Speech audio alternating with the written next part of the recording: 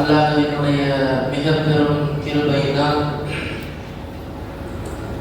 மிகவும் சீரும் சிறப்புமாக நமது மதரசாவினுடைய ஆண்டு விழா நடைபெற்றுக் கொண்டிருக்கிறது.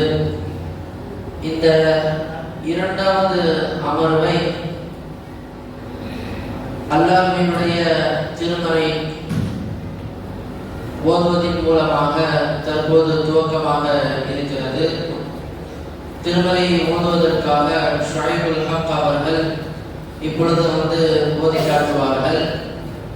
இந்த மஜ்லிஸை தலைமை தாங்கி பொறுப்பேற்று நடத்தி கொடுத்துவதற்காக வேண்டி நமது மஸ்ஜிதினுடைய தலைவர் ஃபிரோஸ்மான் ஜனாப் அவர்கள் இப்பொழுது வருகை தந்து இந்த மஜ்லிஸை முழு பொறுப்பேற்று நடத்தி தருவார்கள். அல்லாஹ் அக்பர். நாரே தக்பீர். நாரே தக்பீர்.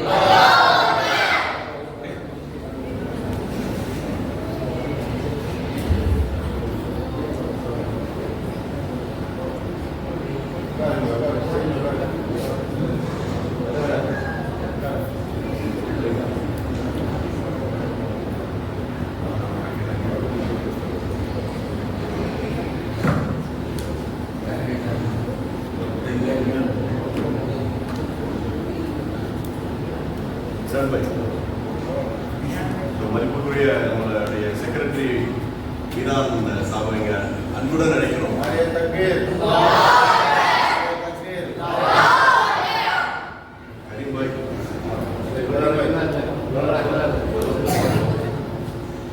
அவருடைய துணைத் தலைவர் கலிஃபத்துல்லா அவர்களையும் அழைக்கிறோம்.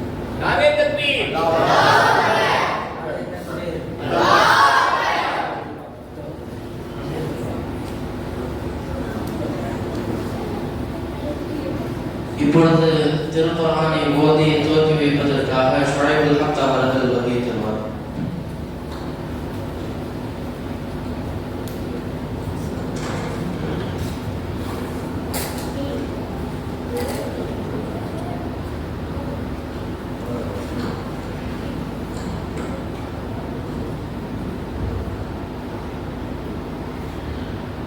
அஸ்ஸலாமு அலைக்கும் வரஹ்மத்துல்லாஹி வபரகாத்துஹு.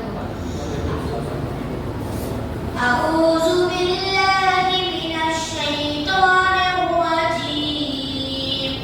بسم الله الرحمن الرحيم.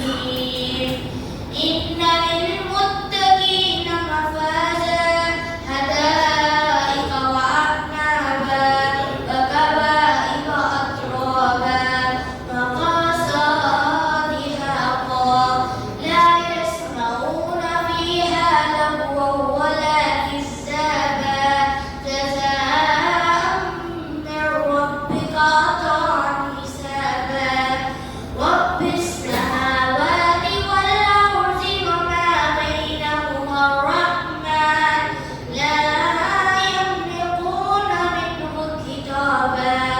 يوم يقوم الروح والملائكة صفا لا يتكلمون إلا من أذن له الرحمن فقال صوابا. ذلك اليوم الحق فمن شاء اتخذ إلى ربه مآبا. إنا أنذرناكم عذابا قريبا يوم ينظر المرء ما قدمت يداه ويقول الكافر يا ليتني كنت ترابا. السلام عليكم ورحمة الله وبركاته. تكبير الله أكبر. நாரே தக்பீர். நாரே தக்பீர்.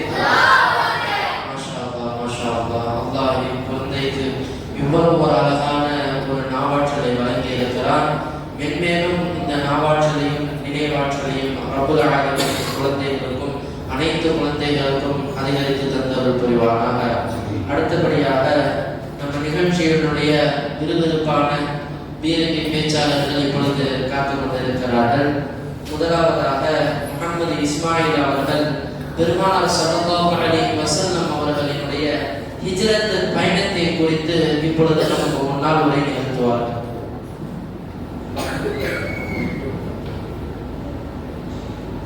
السلام عليكم ورحمة الله وبركاته.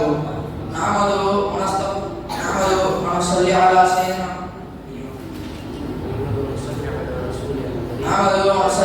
رسوله الكريم. أما بعد فقد قال الله في القرآن العظيم وبعد أعوذ بالله من الشيطان الرجيم بسم الله الرحمن الرحيم. இந்த மன்றத்தில் எனக்கு கொடுக்கப்பட்டுள்ள தலைப்பு 14 பேஜில், அதாவது நபி ஸல்லல்லாஹு அலைஹி வஸல்லம் அவர்கள் மக்காவில் இருந்து மதீனாவுக்கு சென்ற பயணம். நபி ஸல்லல்லாஹு அலைஹி வஸல்லம் அவர்கள் மதீனாவில் மக்காவில் 13 ஆண்டுகள் தீன் சேவை செய்தார்கள். ஆனால் ஒரு சிலரை தவிர வேறு யாரும் அவர் பேச்சை கேட்பார்களே, மாறாக அவருக்கு தீங்கு விளைவித்தது மட்டும் இல்லாமல் கொலை செய்யவும் துணிந்து விட்டார்கள். ஒரு நாள் இரவு எல்லா காஃபிர்களும் சென்று திட்டமிட்டார்கள்.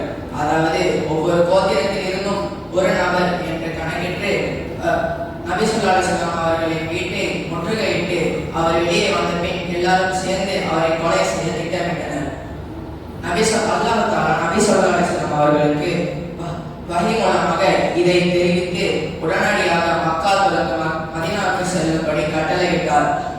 உடனடியாக நபி ஸல்லல்லாஹு அலைஹி வஸல்லம் அவர்கள் தன்னிடம் இருந்த அமானித பொருட்களை உரியவர்களிடம் ஒப்படைப்பதற்காக ஹஸ்ரத் அலி ரலியல்லாஹு அன்ஹு அவர்களை தன் படுக்கையில் படுக்க சொல்லிவிட்டு குர்ஆன் ஓதிக்கொண்டே வீட்டிலிருந்து வெளியேறினார். முற்றுகையிட்டுள்ளவர்கள் தப்பிப்பதற்காக கையில் மண்ணை எடுத்து அவர்களின் மீது தூவினார். உடனடியாக அல்லாஹ் தஆலா அவர்களால் நபி ஸல்லல்லாஹு அலைஹி வஸல்லம் அவர்களை பார்க்க முடியாதவர் செய்துவிட்டான். நபி ஸல்லல்லாஹு அலைஹி வஸல்லம் அவர்கள் தன் உண்மை தோழர் ஹஸ்ரத் அபூபக்கர் ரலியல்லாஹு அன்ஹு அவர்கள் கூட மதீனாவுக்கு சென்றார்கள். போகும் வழியில் சஹூர் என்று ஒரு குகையில் தங்கினார்கள். அங்கு காஃபிர்கள் அவர்களை பிடித்தனர். அதில் ஒரு காஃபிர் குகையில் வந்தார். உடனடியாக ஹஸ்ரத் அபூபக்கர் ரலியல்லாஹு அன்ஹு அவர்கள் பயந்தார்.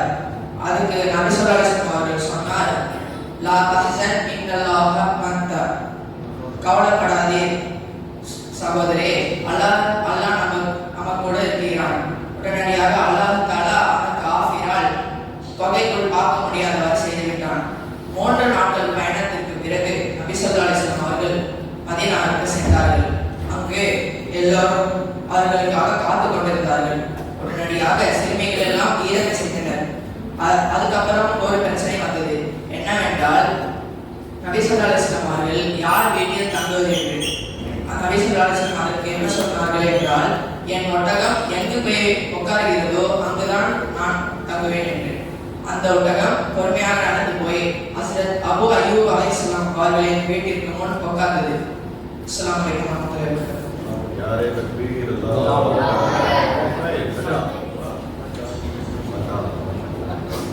மாஷா அல்லாஹ். ஹசன் அழகான முறையில ஒரு நீண்ட வரலாறு, மிகப்பெரிய கொஞ்சம் கிடையாது. ஹிஜ்ரத்துடைய பயணம் அப்படின்றது அதை உணர்வோட கேட்டோன்னு வச்சுக்கோங்களேன், ரத்த கண்ணீரே வடிச்சிருக்கும். அப்படிப்பட்ட ஒரு சூழ்நிலை. பெருமானார் ஸல்லல்லாஹு அலைஹி வஸல்லம் அவர்கள் பிறந்த மண்ணுல எந்த ஒரு தவறு செய்யல. இருக்கிற எல்லா மக்களுக்கும் எவ்வளவு நல்லது செய்ய முடியுமோ 40 வருட காலங்கள் நல்லது மட்டும் செஞ்சு பேர் எடுத்த ஒரு மனிதர். அப்படி இருந்த ஒரு மனிதரை தன் சொந்த ஊரில் இருந்து ஒரே ஒரு வார்த்தை, ஒரு கொள்கை, லா இலாஹ இல்லல்லாஹ் என்ற அந்த ஒரு வார்த்தைக்காக வேண்டி மக்கள் எல்லாம் விரட்டி அடிச்சாங்க. கொஞ்சம் கிடையாது. அதை நம்ம கேட்கும் போது ரொம்ப சாதாரணமாக இருக்கும். ஆனா நம்ம பிறந்த ஊர்ல இருந்து ரொம்ப நலவு செஞ்ச ஒரு ஊர்ல இருந்து நம்மளை துரத்தும் போது அது வலி என்பது அந்த பெருமானார் ஸல்லல்லாஹு அலைஹி வஸல்லம் அவர்கள் செய்த மிகப்பெரிய ஒரு தியாகம். அதைத்தான் இந்த சிறுவன் அழகான முறையில, சுருக்கமான முறையில எப்படி மக்காவிலிருந்து மதீனாவுக்கு போனாங்க அப்படின்ற ஒரு சிறு பயணத்தை அழகாக நமக்கு முன்னால் சொல்லிட்டு இருக்கிறார். மாஷா அல்லாஹ், மாஷா அல்லாஹ். அக்குழந்தையின் நாவாற்றலை, நினைவாற்றலை அல்லாஹ் அதிகமாக தந்தருள் புரிவானாக. அடுத்தபடியாக முஹம்மது முஸம்மில் ஹலாலான வருவாயின் பரக்கத்துகளை குறித்து இப்பொழுது உரை நிகழ்த்துவார்.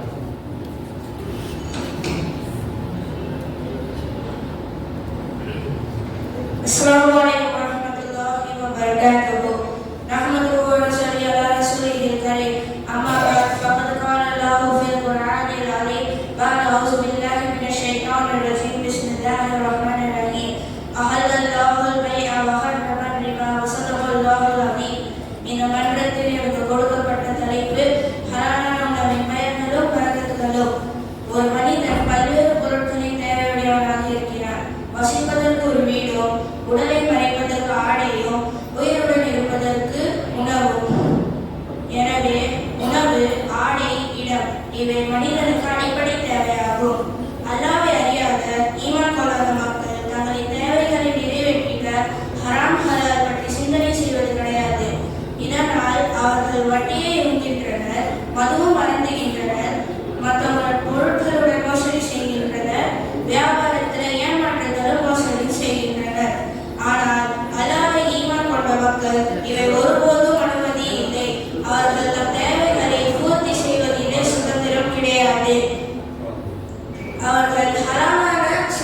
சுத்தமான பொருட்களை தேர்ந்தெடுப்பதும் ஹராமானவற்றை தவிர்த்து கொண்டு வாழ்வதற்கு மிக அவசியமாகும். குறிப்பாக தம் சம்பாத்தியத்திலும் உணவிலும் இவ்விஷயங்களில் தனி கவனம் செலுத்துவது அவசியமாகும். எல்லா நிலையிலும் இந்த கவனம் கொள்ள வேண்டும். அது என்னன்னு பார்த்தீங்கன்னா, ஹலாலான உணவை கவனம் வயிற்றில் செல்ல வேண்டும், ஹராமானவற்றை சென்றுவிடக்கூடாது. நபி ஸல்லல்லாஹு அலைஹி வஸல்லம் அவர்கள் கூறினார்கள், ஹலாலான உணவின் மூலம் வளர்ந்த சதை துண்டு சுவனம் செல்லாது. இதன் காரணமாகவே ஹதீஸில் ஹலாலான உணவை தேடுவது கடமை என கூறப்பட்டுள்ளது. ஹலாலான உணவில் எண்ணற்ற பரக்கத்துகளும் பிரயோஜனங்களும் உள்ளன. ஹலாலான உணவின் பரக்கத்தால் உள்ளத்தில் ஒளி ஏற்படுகிறது, நல்ல அமல்களை செய்ய வாய்ப்பு கிடைக்கிறது, மேலும் துஆ ஏற்றுக்கொள்ளப்படுகிறது. நபி ஸல்லல்லாஹு அலைஹி வஸல்லம் அவர்கள் கூறினார்கள், திட்டமாக அல்லாஹ் பரிசுத்தமானவன், அவன் பரிசுத்தத்தையே ஏற்றுக்கொள்கிறான். மேலும் கூறினார்கள், உறுதியாக அல்லாஹ் நபிமார்களுக்கும் கட்டளையிடுகிறான். தூதர்களே, ஹலாலான உணவையே உண்ணுங்கள், நல்ல அமல்களையே செய்யுங்கள். மேலும் இதே சட்டத்தை ஈமான் கொண்டவர்களுக்கும் கடமையாக்கினார். ஈமான் கொண்டவர்களே, நாம் கொடுத்து சுத்தமானவற்றில் இருந்தே புசியுங்கள். அதன் பிறகு நபி ஸல்லல்லாஹு அலைஹி வஸல்லம் அவர்கள் நீண்ட தூரத்தில் பயணம் செய்கிற மனிதர் பற்றி கூறினார்கள். அவரின் முடி பரட்டையாக உள்ளன, அவரின் தூசிகள் படிந்துள்ளன. அவர் வானத்தின் பக்கம் கை தூக்கி யா அல்லாஹ் யா அல்லாஹ் என்று துஆ செய்கின்றனர். ஆனால் அவரின் உணவும் ஹராம், அவர் குடிப்பதும் ஹராம், அவர் அணிந்திருப்பதும் ஹராம். இந்த மாதிரி ஹராமான நிலையில் இருந்தால் அவரின் துஆ எப்படி ஏற்றுக்கொள்ளப்படும்? விளக்கம் என்னவென்றால், பிரயாணி சிரமத்தில் அகைப்பட்டவரின் துஆ ஏற்றுக்கொள்ளப்படுகிறது. ஆனால் அவரின் உணவும் குடிப்பதும் ஹராமான காரணத்தினால் அவரின் துஆ மறுக்கப்படுகிறது. இன்று காலத்தில் மக்கள் எனது துஆ ஏற்கப்படவில்லையே என முறையிடுகின்றனர். ஆனால் அவரின் வாழ்க்கையில் ஹராமான ஒருவர் இருக்கிறதா? அப்படி ஹராமான ஒருவர் இருந்ததுன்னா நிச்சயமாக அவர்களின் துஆ ஏற்றுக்கொள்ளப்படாது. இதே ஹலாலான உணவை இருந்தால் அவர்களின் துஆ நிச்சயமாக ஏற்றுக்கொள்ளப்படும். அல்லாஹ் உங்கள் வாழ்க்கையிலும் என் வாழ்க்கையிலும் ஹலாலான ஒருவரையும் நல்ல அமல்களையே செய்யும் வாய்ப்பு தருவாயாக. வாஹிரத்தாவான அல்ஹம்துலில்லாஹி ரப்பில் ஆலமீன். அஸ்ஸலாமு அலைக்கும் வரஹ்மத்துல்லாஹி வபரகாத்துஹு. நாரே தக்பீர், அல்லாஹு அக்பர். மாஷா அல்லாஹ், மாஷா அல்லாஹ். அழகான முறையில ஹலாலான செல்வத்தை சம்பாதிக்கிறது மூலமா ஒரு வாழ்க்கையில எப்படி பரக்கத்து ஏற்படும், ஹராமான சம்பாதித்த மூலமா ஒரு வாழ்க்கையில எவ்வளவு வீழ்ச்சி அடையுங்கிறத குறித்து அந்த குழந்தை அழகாக பேசினாரு. அந்த குழந்தை பேசுறதுல ஒரு 2 விஷயம் நீங்க கவனிச்சிங்களா? ஒரு 2 விஷயம் அவர் சொல்லியிருப்பார். கடைசியா ஒரு விஷயம் சொன்னாரு, அதாவது மக்கள் எல்லாமே அல்லாஹ்விடத்துல கையேந்தி துஆ கேட்கிறாங்க, ஆனா எதுவுமே எனக்கு கிடைக்கல கிடைக்கல கிடைக்கலன்னு புலம்புறாங்க. காரணம் என்ன அப்படின்னா, செய்யற சம்பாத்தியத்தை ஹலாலா ஹராமானது கவனிக்காம ஹராமான முறையில சம்பாதிக்கும் போது அல்லாஹ் எப்படி அவங்களுக்கு பரக்கத்தை கொடுப்பான் அப்படின்னு ஒரு கேள்வியோட அவர் முடிச்சார். இடையில ஒரு ஹதீஸ் அழகாக சொன்னாரு, எந்த ஒரு மனிதர் ஹராமான உணவின் மூலமாக தன்னுடைய உடலில் ஒரு சதை துண்டு வளர்கிறதோ அந்த சதை துண்டு சுவர்க்கத்தில் நுழையாது என்பதாக ஒரு ஹதீஸ் சொன்னார். அது ரொம்ப இம்பார்ட்டன்டான ஹதீஸ். நம்ம எவ்வளவோ பாவம் செய்யறோம், எவ்வளவோ ஹராமான விஷயங்கள் செய்யறோம், பட் ஆனா இந்த ஹராமான உணவு சாப்பிடுறோம் பார்த்தீங்களா, ஃபுட்டா இருக்கட்டும், உங்களுடைய வியாபாரமா இருக்கட்டும், இதுல நீங்க சாப்பிடுற இப்ப மத்த பாவம் செய்யறோம், அல்லாஹ்ட்ட தௌபா கேட்கிறோம், அல்லாஹ் மன்னிச்சிருவான், சரிங்களா? ஆனா இந்த ஹராமான உணவை சாப்பிட்டு உங்களுடைய உடல்ல ஒரு சதை துண்டை வளர்ந்துருச்சுன்னு வச்சுக்கோங்களேன், அல்லாஹ் உங்களை சொர்க்கத்துக்கு போற பேர்ல எழுதிடுவான். நீங்களும் சொர்க்கத்துக்கு போறோன்றதுல முடிவு எழுதிங்க. நீங்க சொர்க்கத்துக்கு போற சமயத்துல இந்த ஒரு சதத்துண்டு இருக்கு பார்த்தீங்களா, அது உங்களை ரிட்டர்ன்ல இழுக்குமா? என்னன்னு பார்த்தா ஹராம்ல முளைச்ச இந்த சதை துண்டு நரகத்திற்கு போக வேண்டிய சதை துண்டு. எனவே இந்த உடல் சொர்க்கத்திற்கு போகாதுன்னு சொல்லி என்ன விடுவாரு, நரகத்துல போய் வேதனை செய்யப்பட்ட பிறகுதான் சொர்க்கம். எனவே அல்லாஹ் ஹராமுடைய விஷயத்துல நாம் எல்லோரையும் ரப்புல் ஆலமீன் பாதுகாத்து தருள் புரிவானாக.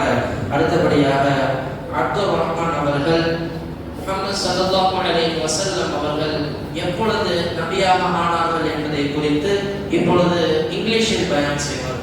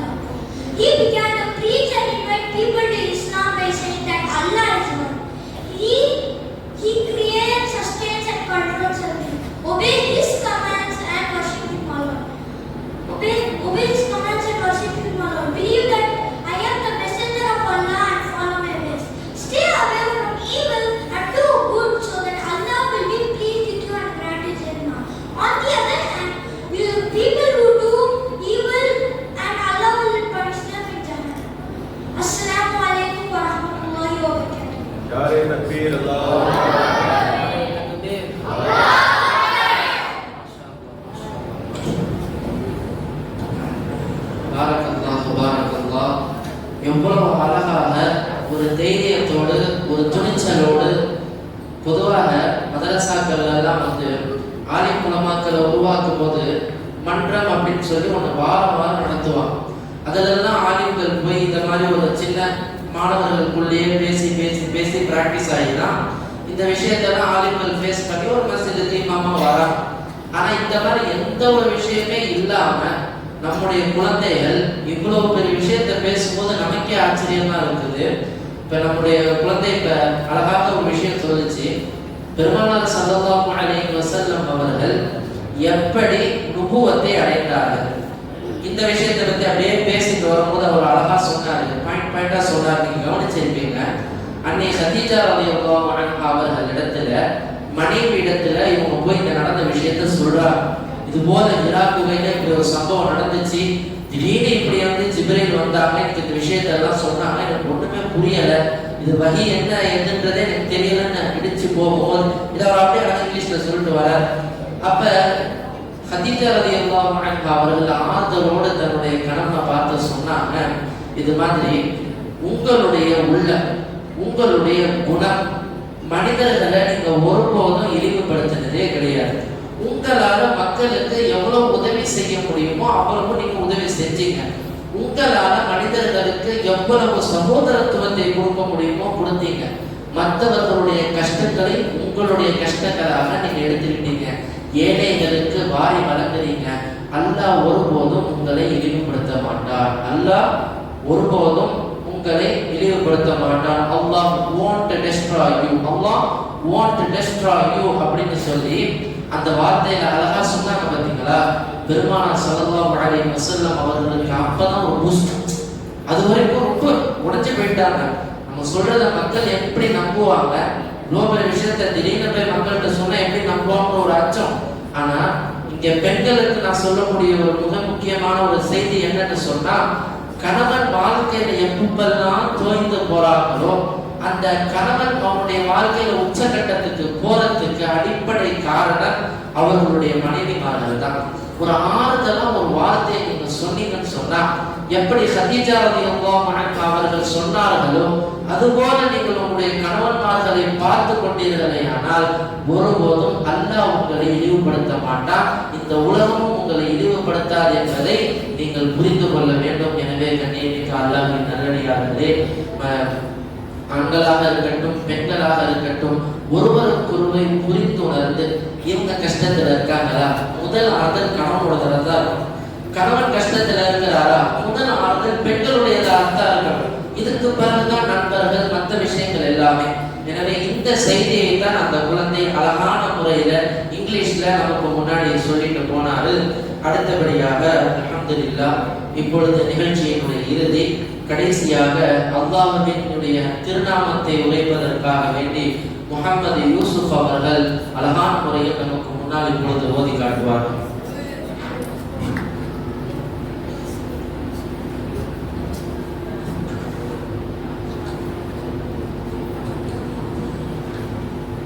السلام عليكم ورحمة الله وبركاته.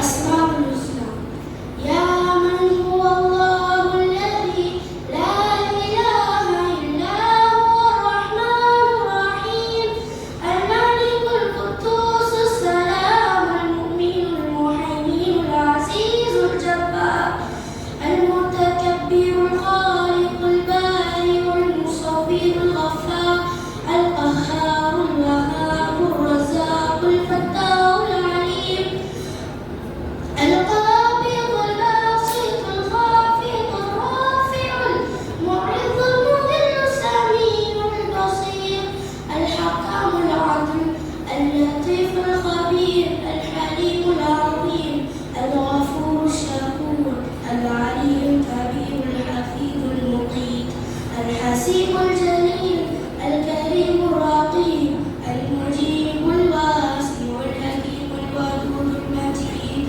الباعث الشهيد الحق الوكيل القوي المتين الولي الحميد المحسن المبدي والمميت المحيي المميت الحي القيوم الواجد المعتد الواحد الأحد الصمد القادر المقتدر المقدم المؤخر الأول الآخر الظاهر الباطن البارئ المتعال البر التواب المنتقم العفو الرؤوف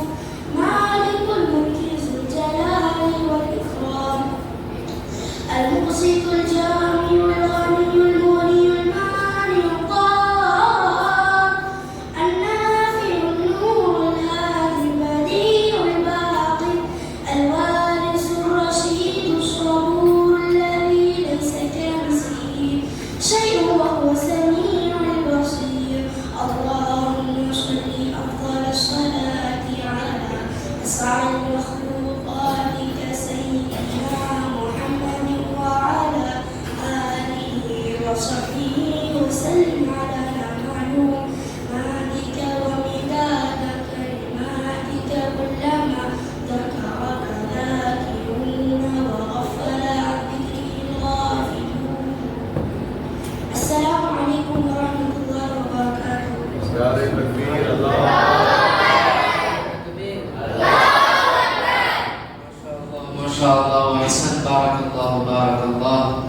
அல்லாஹ்வினுடைய திருநாமங்களை சொல்லுறதுக்குன்னு ஒரு தகுதி வேணும்.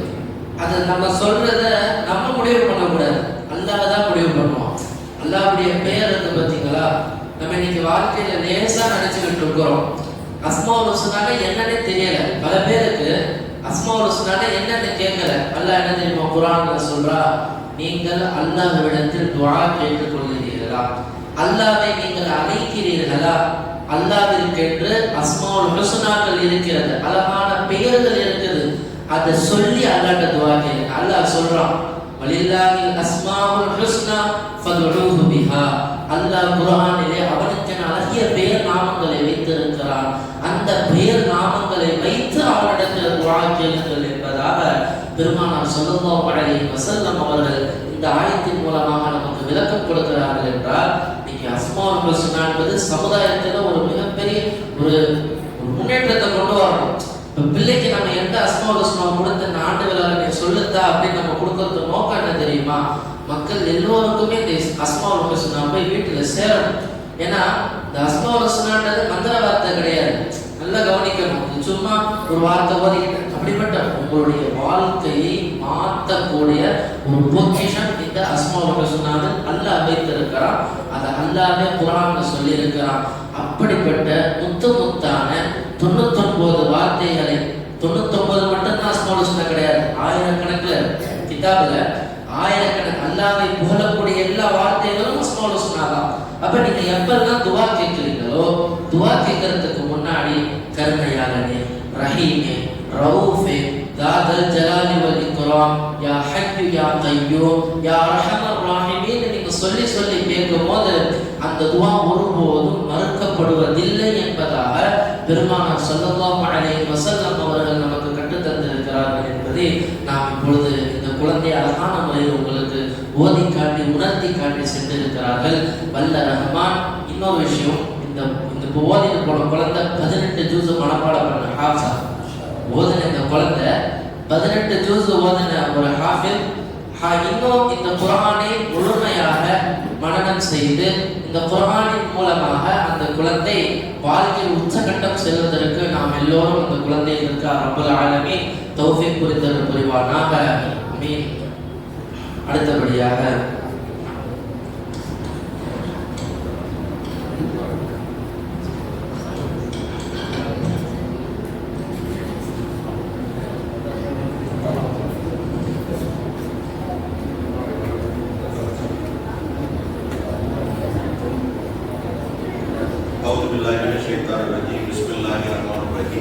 அஸ்ஸலாமு அலைக்கும். அல்லாஹ்வின் நல்லடியார்களே,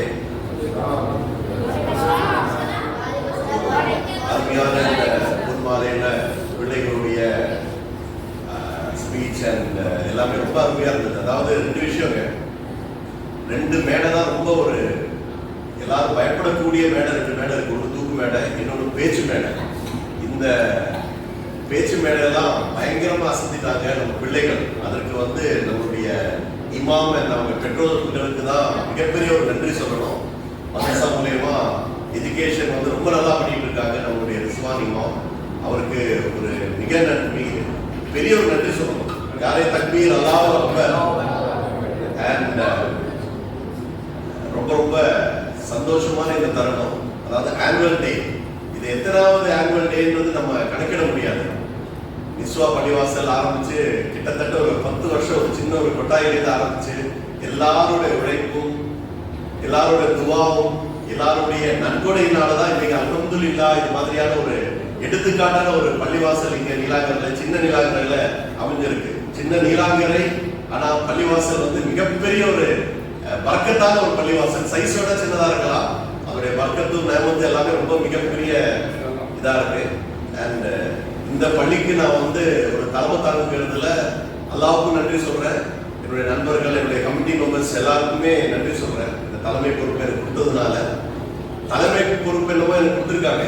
பிகாஸ் என்னுடைய ஹைட்டு, வெயிட்டு, பர்சனாலிட்டியை, கலர் அண்ட் ஸ்டைல் எல்லாம் பார்த்து கமிட்டி மெம்பர்ஸ் எல்லாம் என்ன தலைவராகி இருக்காங்க. பட் உழைப்பு கொடுக்கறது இங்க இருக்கிற என்னுடைய சகோதரர்கள் கமிட்டி மெம்பர்ஸ் தான் கரீம் பாயா இருக்கட்டும், நம்மளுடைய கலிஃபத்துல்லா ஆஜியாரா இருக்கட்டும், நம்மளுடைய ஃபைசுல்லா அக்கா இருக்கட்டும், மீரான் பாயா இருக்கட்டும், ரஃபி பாயா இருக்கட்டும், எல்லாரும் அவங்களுடைய சுல்தான் பாயா இருக்கட்டும், எல்லாரும் அவங்களுடைய கமல் பாய் 100% 24/7 பள்ளிவாசலுக்காக ஒர்க் பண்ணிட்டு இருக்காங்க. ஸோ அவங்களுக்காக அவங்க குடும்பத்துக்காகவும் எல்லாம் உள்ள இறைவன் நல்லா கிட்ட நம்ம ஒவ்வொரு வக்திலையும் துவா கேட்கணும். அவங்களுடைய நீண்ட ஆயுசுக்கும் ஆரோக்கியத்துக்கும் அவங்களுடைய சந்தோஷத்துக்கும் எல்லாத்துக்கும் அல்லா கிட்ட துவா கேட்கிறோம். ஸோ நான் நிறைய டைம் எடுத்துக்கல, ஏன்னா மிகப்பெரிய ஸ்காலர்ஸ் இங்க நம்மளுடைய அழைப்புக்காக சீஃப் கெஸ்டா வந்திருக்காங்க. ரொம்ப ஒரு சந்தோஷம். அதுக்கு ஃபர்ஸ்ட் அந்த 2 பேருடைய சிறப்பு பயானிகளுக்கு சீஃப் கெஸ்டா வந்திருக்காங்க, ஸ்பெஷல் கெஸ்டா வந்திருக்காங்க. இந்த பாலவகத்துல இருந்து நம்ம ஈஸியாக மக்கள் எல்லாருக்கும் நம்மளுடைய நிஸ்வா கமிட்டி சார்பா உங்களை எல்லாரையும் வரவேற்கிறோம். அஸ்ஸலாமு அலைக்கும். ஸோ நம்மளுடைய வேளச்சேரி இமாம் மிஸ்டர் மௌலவி அப்துல் காதர் அவர்கள் இங்க வந்திருக்காரு. அண்ட் நம்மளுடைய நெருங்கிய நண்பர் அப்துல் சமத் சார் இங்க வந்திருக்காரு. ஸோ அவங்களுடைய உரை தான் முக்கியம். ஸோ எல்லாமே மேக்சிமம் இருந்து அவங்க என்ன சொல்றாங்களோ அதை ஏற்றுக்கிட்டு கடைபிடிச்சுக்கிட்டு நம்ம இம்ப்ளிமெண்ட் பண்ணா நம்ம லைஃப் ரொம்ப நல்லா இருக்கும். இன்ஷா அல்லாஹ் எஷா தொழுகைக்கு அப்புறம் ஃபுட் இருக்கு, எல்லாரும் ஃபுட்டை வாங்கிட்டு போங்க, துவா பண்ணுங்க. அஸ்ஸலாமு அலைக்கும் வரஹ்மத்துல்லாஹி வபரகாத்துஹு.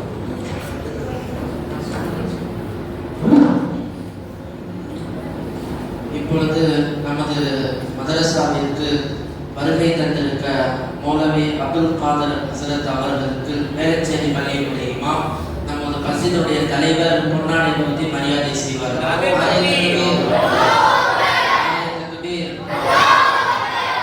அடுத்தபடியாக நமது மதரசாவினுடைய ஆய்வாளர் ஈசிஆர் ஓஎம்ஆர் ஜோனினுடைய மிகப்பெரிய ஒரு மாணவன் அவர்கள் அப்துல் சமது பாக்டர் ஹசரத் அவர்களை நமது பள்ளியினுடைய தலைவர் தற்போது முன்னாடி நிறுத்தி மரியாதை செய்வார்கள்.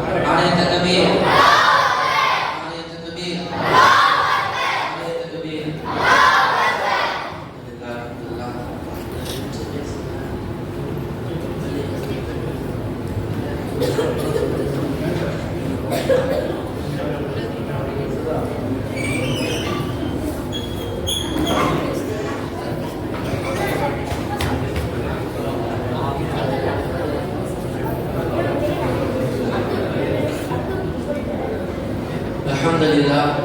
இப்பொழுது நமது ஹஸரத்துமார்கள் நமக்காக வேண்டி நேரம் ஒதுக்கி நமக்காக வேண்டி வருகை தந்திருக்கிறார்கள். அவர்கள் என்னென்ன செய்திகளை சொல்லுகிறார்களோ அதை ஆழமாக மனதில் பதிய வைத்து பயன்படுத்தி உங்களுடைய வாழ்க்கையில் பயன்படுத்துவதற்கு உண்டான முயற்சிகளை நாம் அனைவரும் செய்ய வேண்டும். எனவே யாரும் கூச்சல் குழப்பங்கள் இல்லாமல் அமைதியாக இருக்குமாறு மாணவர்களிடத்தில் அன்பாக கேட்டுக்கொள்கிறேன். ஹஸரத்துமார்கள் பயான் முடிச்சோன்னே நான் உங்களுக்கு வெள்ளிக்கிழமையே சொல்லியிருந்தேன், ஒரு மிகப்பெரிய ஒரு சர்ப்ரைஸ் நம்மளுக்கு காத்துக்கிட்டு இருக்குது, ஒரு சர்ப்ரைஸ் இருக்குன்னு சொல்லிட்டு இந்த சர்ப்ரைஸை நீங்க பார்க்கணும், இந்த விஷயம் உங்களுக்கு தெரியணும் அப்படின்னா ஒரு அரை மணி நேரம் நீங்க ரொம்ப அமைதியா பொறுமையா இருந்துட்டீங்கன்னா அந்த சர்ப்ரைஸை நாம் எல்லாருக்கும் கண்ணு முன்னாடி கொண்டு வந்துடும் இன்ஷா அல்லாஹ். இப்போது வேளச்சேரி மஸ்ஜிதினுடைய இமாம் அப்துல் காதர் மஸ்லவி ஹஸரத் அவர்கள் நமக்கு முன்னால் ஒரு சில உபதேசங்கள் உரை நிகழ்த்துவார்கள்.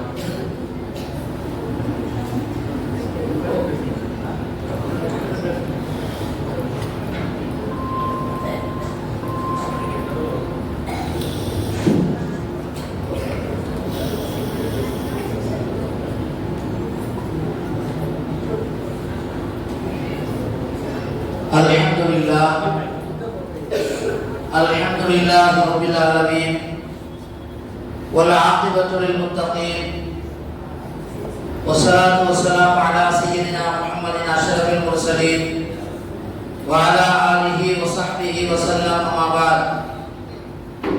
A'udzu billahi minasy syaithanir rajim. Bismillahirrahmanirrahim.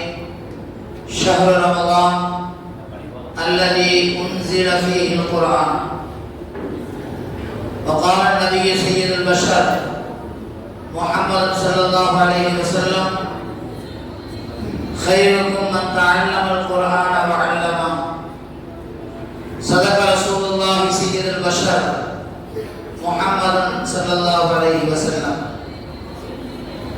எல்லாம் அல்ல அல்லாஹ்வுடைய அன்பும் மேலான கருணையும் நமக்கெல்லாம் வந்து சேரட்டுமாக.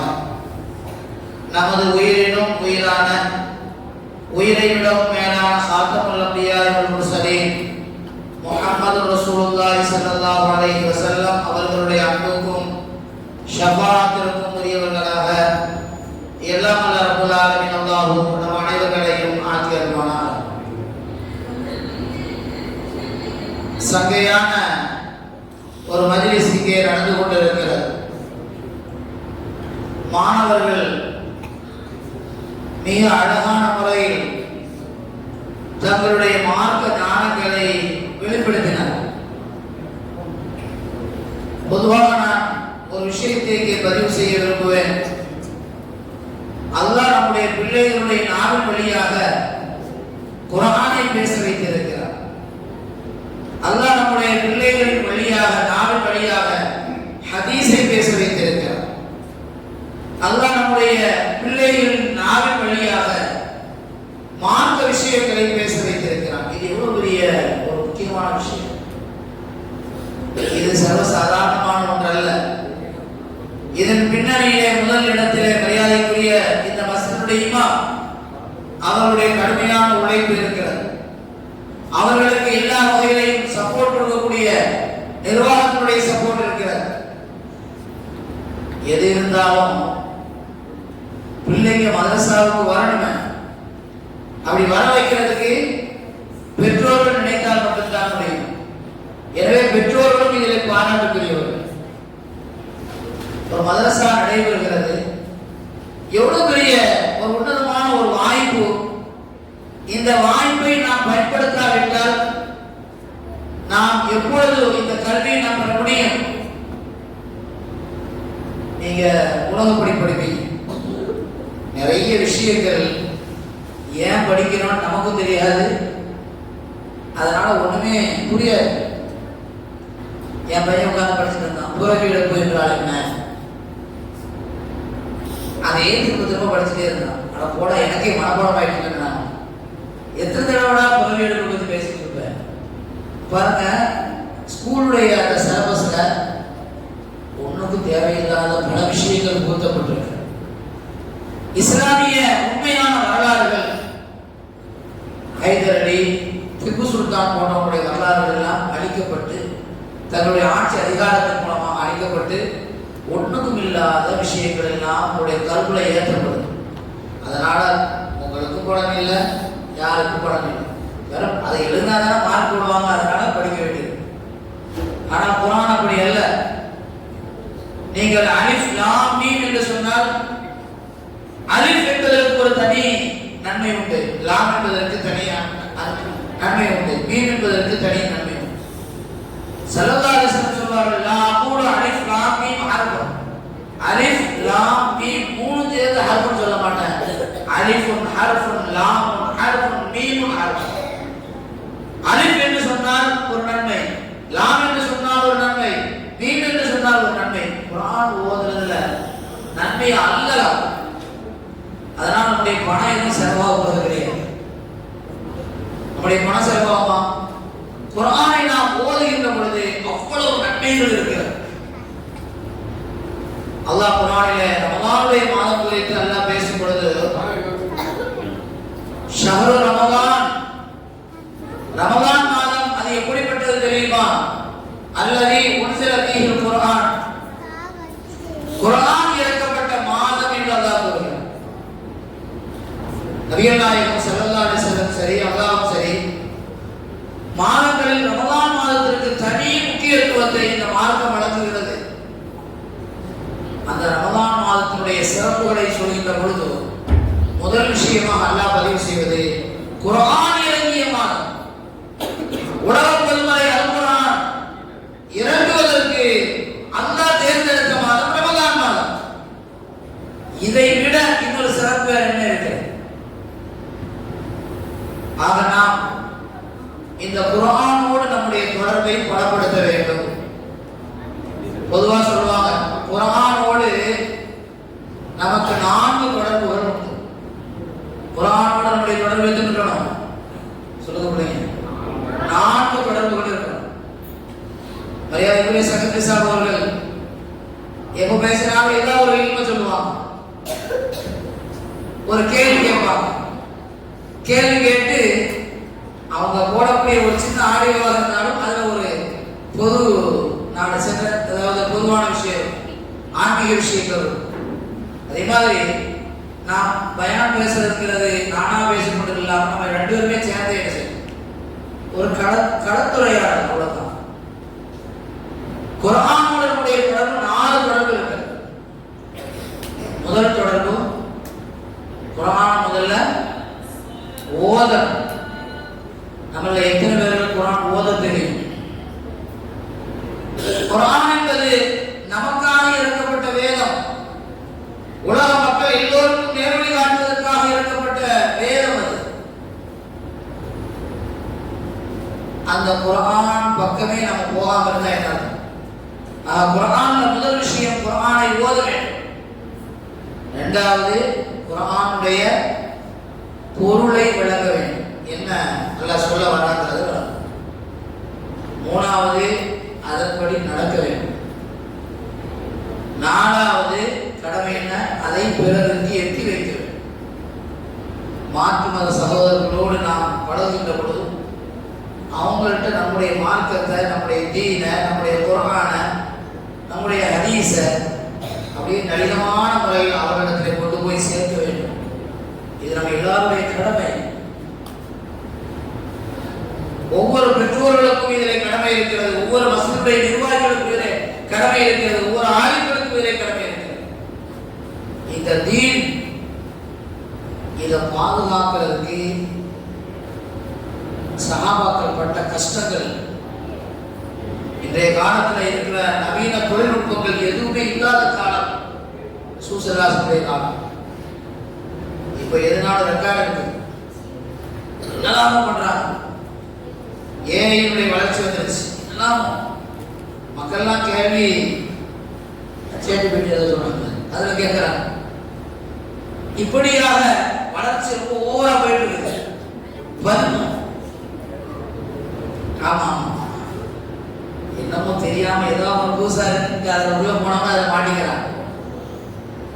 எல்லாத்தையுமே அதை போறதை எப்படி தற்கொலை பண்ணணும்னு கேட்டுருக்கோம். அதுக்கும் அது பதில் சொல்லு. ஆக நம்முடைய இந்த குர்ஆனோடு நம்முடைய தொடர்பும் அது எப்படி இருக்கணும் அப்படின்னு சொன்னா, நம்மிடத்துல செல்போன் எப்படி தொடர்புல இருக்கிறதோ அதுதான் நம்மிடத்துல குர்ஆன். செல்போன் இல்லாம இருக்க முடியுமா? கொஞ்ச நேரம் கூட இருக்கும்.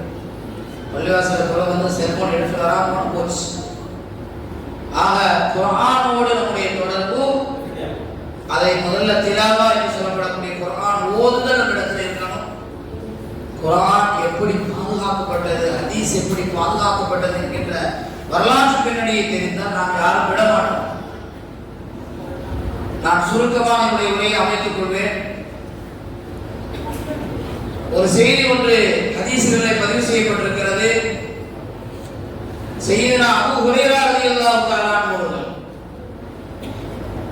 அபூ ஹுரைரா ரலியல்லாஹு தஆலா அவர்கள் திண்ணை தோழர்களில் ஒருவர். மதீனாவுக்கு போன எல்லாருக்குமே தெரியும், அஸ்ஹாபு சுஃபா என்று ஒரு பகுதி இருக்கு. அதுதான் திண்ணை தோழர்கள். அவங்களுடைய வேலை அங்கேயே இருப்பாங்க. அங்கே இருந்து ரசூலுல்லாஹ் வந்து மார்க்க ஞானங்களை கற்றுக்கொள்வார்கள். அதை கற்று பதிவு செய்து இந்த உலகத்துக்கு வந்து கொண்டு சேர்த்தார்கள். ரசூல் ஸல்லல்லாஹு அலைஹி வஸல்லம் சொல்லக்கூடிய அந்த விஷயத்தை ஆயிஷா நாயகி எந்த விதமான பதிவு சாதனங்களும் இல்லாமல் மனப்பாடம் செய்து அதன் கல்வில ஏற்றி இந்த உம்மத்துக்கு கொண்டு கொடுத்தார். பெண்களும் சளைத்தவர்கள் அல்ல ஆண்களுக்கு என்கின்ற விதத்தில் ஆயிஷா நாயகி இடத்துல பல்வேறு மார்க்க சந்தேகங்களை சஹாபாக்கள் கேட்பார். இந்த வகையில் ஹஜ்ரத் அபூ ஹுரைரா ரலியல்லாஹு தஆலா அவர்கள் சொல்கிறார்கள், மதீனாவிலே எங்களுடைய ரசூலுல்லாஹோடு கல்வி கற்கக்கூடிய அந்த காலத்திலே ஏற்பட்ட ஒரு நிகழ்வு. ஒரு நாள் கடுமையான பசி ஏற்பட்டு விட்டது. யாருக்கும் உணவு ஒன்றும் கிடைக்கல. ஏதாவது உணவு கிடைக்காதா என்கின்ற நிலை இருந்தது. அப்படி இருக்கும் பொழுது தொழுது முடிச்சுட்டு அபூபக்கர் ரலியல்லாஹு எழுந்து வெளியே போறாங்க. நான் வாழ்க்கையில நேரில் அபூபக்கர் ரலியல்லாஹு முன்னால போய் நின்று ஏதோ ஒரு வசனம் குறித்து கேள்வி கேட்கிறேன். அவங்களும் சொல்லிட்டு போயிட்டாங்க. அதில் உமர் ரலியல்லாஹு வராங்க. அவங்கள்ட்ட கேட்கிறேன், அவங்க சொல்லிட்டு போயிடுறாங்க. என்னுடைய நோக்கம் மார்க்க விஷயங்களை அறிவதல்ல, என்னுடைய உண்மையான நிலையை அவர்களுக்கு தெரியப்படுத்துவது. சஹாபாக்கள் சாப்பிட்டீங்களா அப்படின்னு கேட்கிற பழக்கம் இருக்கு. அன்னைக்கு என்னமோ ஒரு சூழல் ஆகி போச்சு. அபூபக்கர் ரலியல்லாஹு எதுவும் கேட்காம போயிட்டாங்க. உமர் ரலியல்லாஹு எதுவும் கேட்கல. ரசூல் ஸல்லல்லாஹு அலைஹி வஸல்லம் வராங்க. ரசூலுல்லாஹ்விடத்திலே அபூ ஹுரைரா ரலியல்லாஹு அவர்கள் பேச்சு கொடுக்குறாங்க. ஸல்லல்லாஹு அலைஹி வஸல்லம் விளங்கி கொண்டார். நீங்க வாங்க, வீட்டுக்கு வாங்கன்னு சொல்லிட்டாங்க. நீங்க வீட்டுக்கு வாங்கன்னு சொல்லிட்டாங்க. வீட்டுக்கு போய் பார்த்தால் அங்கே ஒரு கோப்பையில் கொஞ்சம் பால் இருந்தது. ஹதரத் ஸல்லல்லாஹு அலைஹி வஸல்லம் அபூ ஹுரைராட்ட சொன்னாங்க, போய் எல்லாரையும் கூப்பிட்டு வாங்கன்னு சொன்னாங்க. உங்களுடைய வகுப்பு தோழர்கள் போல அஸ்ஹாபு சுஃபாவில் இருக்கக்கூடிய திண்ணை தோழர்கள் எல்லோரையும் அழைத்து வாருங்கள் என்று சொன்னாங்க. அவங்க அழைச்சிட்டு வராங்க. அபூ ஹுரைரா ரலியல்லாஹு சொன்னாங்க, இருக்கிறது ஒரு கோப்பை பால். இங்க எல்லாரையும் கூப்பிட்டு வந்தா நமக்கு என்ன கிடைக்க போகுது, அவ்வளவுதான் அப்படின்னு நினைச்சிட்டு தான் நான் போய் போறேன். போய் கூப்பிடுறேன். எல்லாரும் வராங்க. ஸல்லல்லாஹு அலைஹி வஸல்லம் அவர்கள் அந்த பாலை எல்லாரும் குடிக்க சொன்னாங்க. எல்லாரும் வயிறு நிரம்ப குடிச்சாங்க. குடித்து முடித்த பிறகு அதற்கு பிறகும் அதிலே பால் இருந்தது. அதற்கு பிறகும் அதிலே பால் இருந்தது. அபூ ஹுரைரா, இப்பொழுது நீங்கள் குடியுங்கள் என்று ரசூல் ஸல்லல்லாஹு அலைஹி வஸல்லம் சொன்னாங்க. அபூ ஹுரைரா ரலியல்லாஹு அதை பொறுமையாக குடிச்சாங்க. வயிறு நிரம்பிச்சா கேட்டாங்க, நிரம்பிடுச்சுன்னு சொன்னாங்க.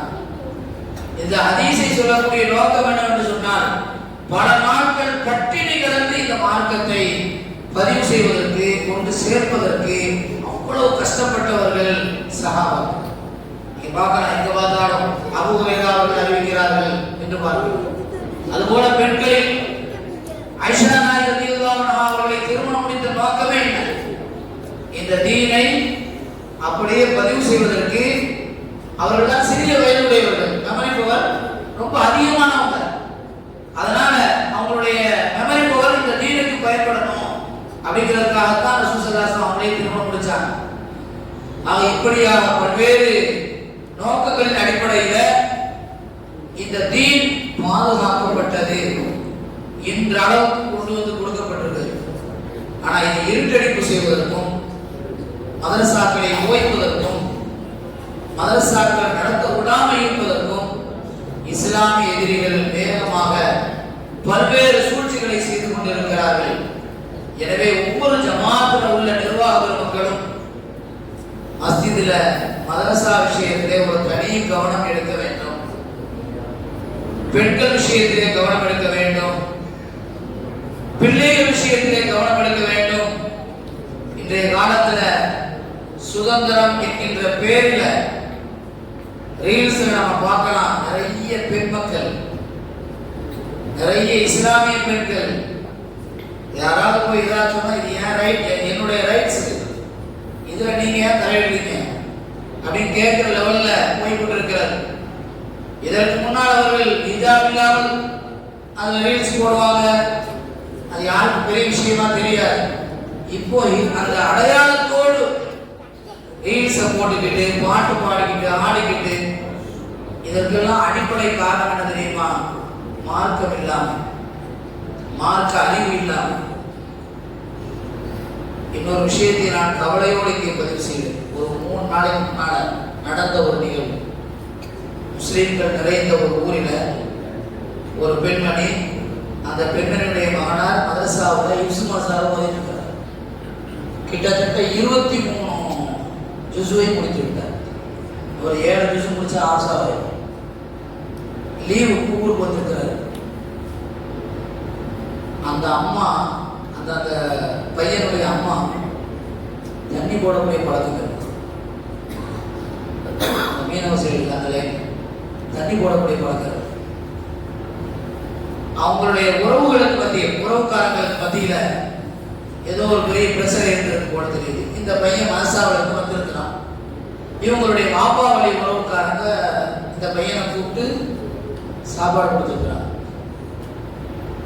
யாரோ வந்து இந்த அம்மாட்ட, உங்க பையன் இந்த வீட்டில், உங்க உறவுக்கார வீட்டில் போய் சாப்பிட்டு வந்துட்டாங்க. அந்த பையனை கூப்பிட்டு அந்த அம்மா கேட்குறது, நீ சாப்பிட போனியா? ஆமாம் போனேன். அந்த பையன் போய் சொல்லலை. ஆமாம் போனேன்னு சொன்னோம்னா அடி, அந்த பையனை போட்டு அடி அடின்னு அடிக்க. அதற்கு பிறகு அந்த அம்மா தன் நிலையே இல்லை. ஒரு கட்டத்தில் அந்த பெண்மணி என்ன பண்ணிட்டா அப்படின்னு சொன்னா, வீட்டில் உள்ள அந்த கிருஷ்ணாயில் ஊற்றி கொடுத்து விட்டான். இறந்து போயிட்டான். இப்போ நடந்தது ஒரு 3 நாளைக்கு முன்னாடி.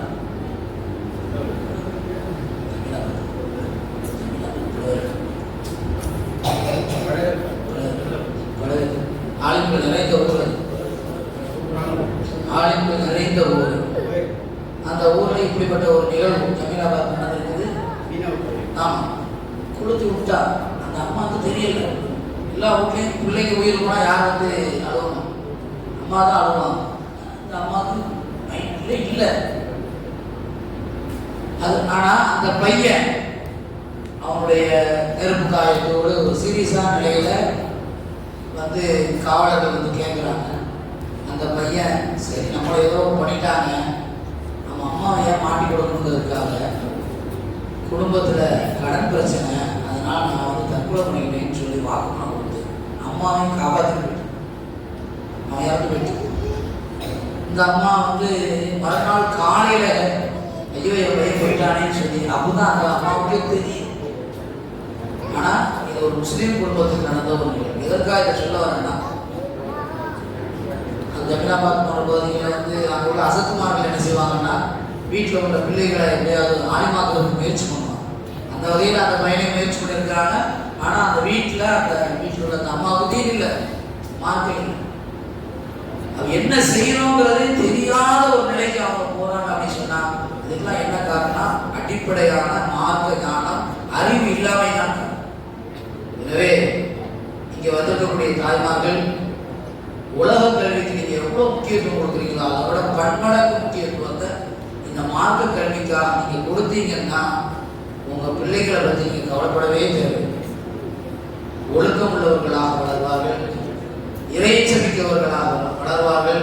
எனவே எந்த பயப்பட தேவையில்லை. எனவே தாய்மார்கள் தங்களுடைய பிள்ளைகளை முறையாக மதரசாவுக்கு அனுப்பி வைக்கணும்.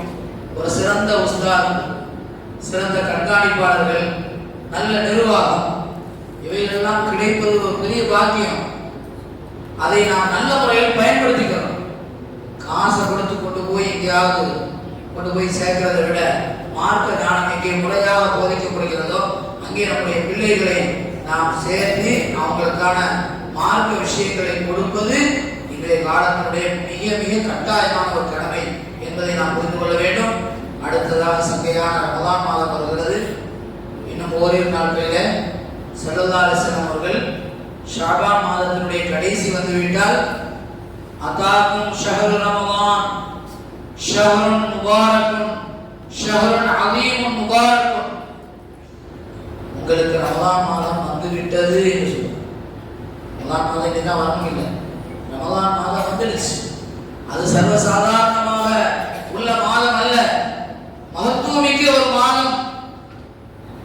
ரமலானுடைய மாதம் இருக்குது. ஃபீஹி லைலத்துன் கைரும் மின் அல்ஃபி ஷஹர், 1000 மாதங்களை விட சிறந்த ஒரு இரவை அல்லாஹ் அழைத்திருக்கிறது. ரமலான்ல லைலத்துல் கத்ர் இரவுங்கிறது அல்லாஹ் என்ன சொல்றான்? 1000 மாதங்களை விட சிறந்த இரவு. ரமலான் மாதங்களிலே அல்லாஹ் முஃமின்களுடைய ரிஸ்கை அள்ளி வழங்குகிறார், பரக்கத்தாக கொடுக்கிறார். யுஸாது ஃபீஹி ரிஸ்குல் முஃமின். நீ பார்க்கலாம், ரமலான்ல நம்ம முஸ்லிம்கள் முஃமின்கள் செலவழிக்கக்கூடிய அந்த செலவினங்களை கணக்கிட்டு பார்த்தா பல லட்சங்கள் பல கோடிகள். ஆனா அல்லாஹ் எப்படி தரான்னு தெரியாது, எப்படி செலவாகும் தெரியாது. அல்ஹம்துலில்லாஹ் அது எப்படியோ பரக்கத்தா போயிட்டே இருக்கு.